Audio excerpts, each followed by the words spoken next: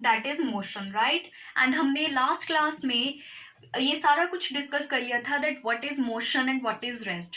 So our today's topic is types of motion. Okay, जो different types हैं motion के वो कौन से हैं, in this lecture we will cover that. So here I have written 8 different types. ठीक है, यहाँ पे मैंने 8 टाइप्स लिखे हैं, but there are 2 more types in your syllabus जो कि हम नेक्स्ट लेक्चर में कवर करेंगे। एंड वो जो टाइप्स हैं they are uniform and non uniform motion.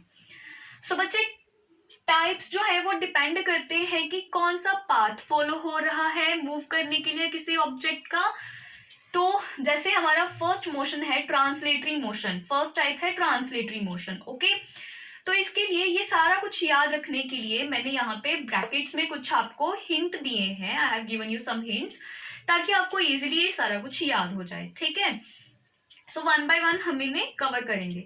So translatory motion के साथ आपको क्या याद रखना है, you have to remember in a line, मतलब ऐसा मोशन जो एक लाइन में होता है उसे हम ट्रांसलेटरी मोशन कहते हैं। ठीक है, मतलब कोई भी ऑब्जेक्ट, जैसे ये स्टिक एक ऑब्जेक्ट है, ठीक है, सो ये किस डायरेक्शन में मूव करेगी, वो अगर ये एक लाइन में मूव करेगी स्टिक, ठीक है, तो उसे हम कहेंगे ट्रांसलेटरी मोशन। देन ये जो ट्रांसलेटरी मोशन है ये आगे 2 टाइप्स का है। First is rectilinear and the second is curvilinear. Rectilinear मतलब अगर यही स्टिक, मतलब ये ऑब्जेक्ट है, अगर ऐसे एक स्ट्रेट लाइन में, ठीक है, मूव करेगा तो इसे हम कहेंगे रेक्टिलिनियर। और अगर ये स्ट्रेट लाइन में मूव ना करे, लाइक ऐसे मूव करे अगर, तो इसे हम कहेंगे ये कर्व्ड पाथ में मूव किया है, so we will say it is curvilinear motion. ठीक है, तो इसी तरह से हम ये आगे फर्दर स्टडी करेंगे सारे टाइप्स और डिटेल में स्टडी करेंगे। अभी जस्ट आपको इसका ओवरव्यू मिल रहा है इस वीडियो में। Okay, then second part is circular motion. ठीक है, सर्कुलर मीन्स सर्कल में मूव करना, right, circular motion. So along a circular path, जब कोई जैसे एक रोड के ऊपर कार मूव कर रही है, ठीक है, तो वो किसी सर्कुलर पाथ पर मूव कर रही है मान लो, तो उसे हम कहेंगे सर्कुलर मोशन। एंड इसमें आपकी एग्जांपल हो सकती है earth, the movement of earth around the sun. ठीक है, वी नो दैट सन के अराउंड अर्थ जो है वो मूव करती है। सो वो कौन सा मोशन है अर्थ का around the sun, it is circular motion. ठीक है, एंड जो सर्कुलर मोशन है it is a type of curvilinear motion. Okay, this you also have to remember कि जो सर्कुलर मोशन है ये कर्विलिनियर मोशन का एक टाइप होता है।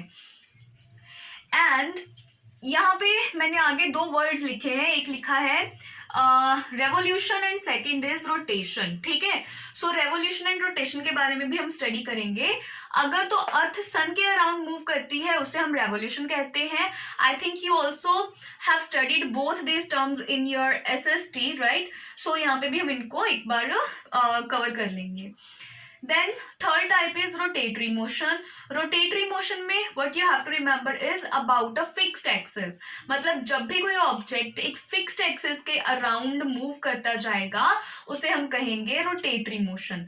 जैसे अर्थ की मूवमेंट होती है अपनी ही एक्सिस पर, ठीक है, movement of earth on it's on axis. ठीक है, तो अगर ये मूवमेंट हो अर्थ की अपनी एक्सिस के अराउंड तो उसे हम रोटेशन कहेंगे। और अगर अर्थ सन के अराउंड घूमती है तो उसे हम रेवोल्यूशन कहते हैं। ठीक है, then fourth is oscillatory motion. Oscillatory में आपको टू एंड फ्रो याद रखना है, जैसे जो स्विंग्स होती हैं, राइट, तो स्विंग्स या फिर पेंडुलम, जो आपके पेंडुलम्स होते हैं वो किस मोशन में होते हैं, टू एंड फ्रो मोशन में। Fifth type is vibratory motion. बच्चे वाइब्रेटरी भी टू एंड फ्रो मोशन ही होता है एक हिसाब से, बट क्या डिफरेंस है, यहाँ पे सिर्फ टू एंड फ्रो होता है, पूरा object to and fro move करता है। बट वाइब्रेटरी के केस में सम पार्ट या कोई एक पार्ट या कुछ पार्ट जो है ऑब्जेक्ट का वो टू एंड फ्रो चलता है, बट जो बाकी का पार्ट होता है वो रेस्ट पोजीशन पे होता है। ठीक है, सो सम पार्ट जो है वो to and fro motion follow करेगा while rest of the object remains same. बाकी सारा जो बाकी बच गया है पार्ट, जो इसको छोड़ के जितना वो टू एंड फ्रो जा रहा है उसको छोड़ के बाकी जो पार्ट बच गया है वो सेम रहेगा। ठीक है, एंड अगर हम कहें कि ऑसिलेटरी मोशन बहुत ज्यादा फास्ट होगा तो वो वाइब्रेटरी बन जाएगा। ठीक है, अगर ऑसिलेशंस बहुत फास्ट होंगी तो वो वाइब्रेशंस में कन्वर्ट हो जाएंगी। Then the sixth part is repetitive motion, which means repetitive means repeat करना, ठीक है. When the object repeats or the motion repeats itself again and again, then it is known as repetitive motion. And here are two different types. First is periodic and second is non periodic, ठीक है. तो repetitive motion दो तरह का है.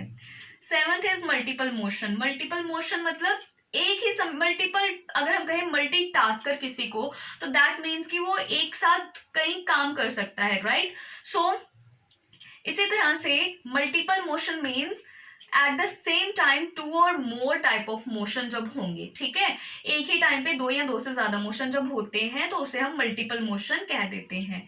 The last one is that we have to cover in today's class is random motion. Random मतलब जिसका कोई भी proper order नहीं है, कोई एक particular pattern नहीं है, तो उसे हम random कह देते हैं, right?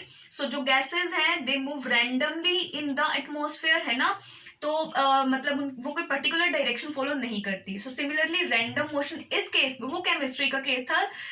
Okay, in the sixth standard chemistry में हमने random motion of particle study किया था, जिसे हम जिगजैग मोशन कहते थे, राइट. इस तरह से, विच मीन्स पर्टिकुलर ऑर्डर नहीं था उनका कोई. बट यहाँ फिजिक्स में हम जो मोशन का टाइप पढ़ रहे हैं रैंडम, उसमें क्या है कि पर्टिकुलर टाइप ऑफ मोशन, मतलब एक टाइप का मोशन पहले कोई हो रहा था और वो सडनली एकदम से किसी और टाइप के मोशन में कन्वर्ट हो जाएगा, ठीक है. मान लो पहले आपकी जो ये स्टिक है ये इस तरह से पर्टिकुलर ऑर्डर में मूव कर रही है, विच मीन ये स्ट्रेट लाइन में जा रही है, तो मतलब ये रेक्टिलिनियर मोशन है. बट सडनली ऐसे मूव करते करते ये ऐसे चली गई, तो दैट मीन्स उसने कर्व कवर की है, तो it moved in the curved path, so ये कर्वीलिनियर हो गया. सो मतलब पहले स्ट्रेट मूव कर रही थी, देन सडनली कर्व बन गई, दैट मीन्स एक जो पर्टिकुलर मोशन था स्ट्रेट लाइन वाला वो कर्व में एकदम से चेंज हो गया, तो उसे हम रैंडम मोशन कहते हैं, ठीक है.